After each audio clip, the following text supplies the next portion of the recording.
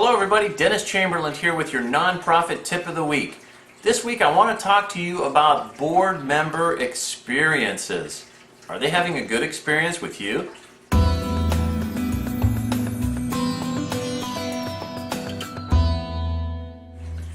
When it comes to guidance and direction for your board, clarity surrounding their role as part of your volunteer leadership is going to be so important here. So here are two key points to keep in mind.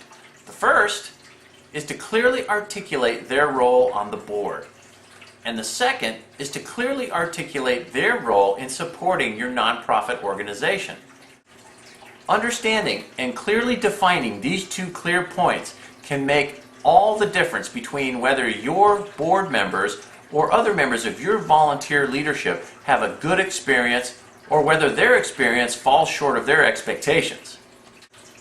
A real-life scenario is that many younger nonprofit charities are functioning with what I call a worker bee board structure. The fact is that worker bee board structures are those that tend to get a lot of things done, especially when your nonprofit is in the initial stages of growth. As your nonprofit begins to realize increased prosperity, a worker bee board may no longer be the ideal scenario for your volunteer leadership. This is typically when a transition into an influence and affluence board begins to take hold. So how is this done, do you ask?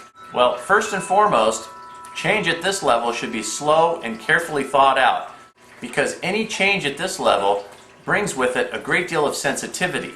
For that matter, I would suggest that the process of change to an influence and affluence board be embraced and accepted as part of their responsibility by your board president.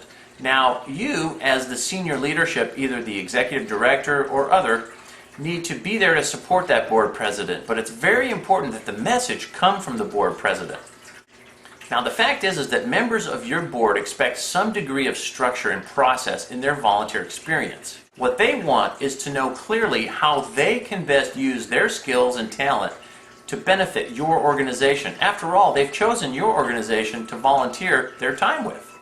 It's all about being upfront and transparent with them during their recruitment process.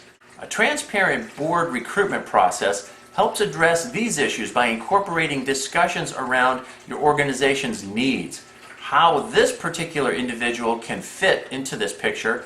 Then it's your responsibility to create a reality check that reconciles what you need with what they're truly capable of providing.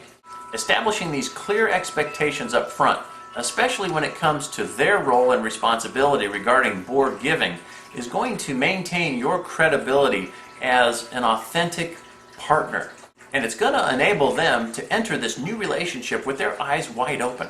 The key takeaway here is that you do not want any of your volunteer leadership to be surprised by what they did not realize was expected of them.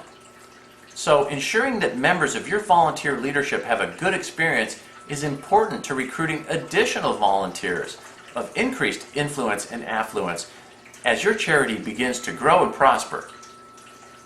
For the National Philanthropy Resource Center, I'm Dennis Chamberlain, and that is your tip of the week.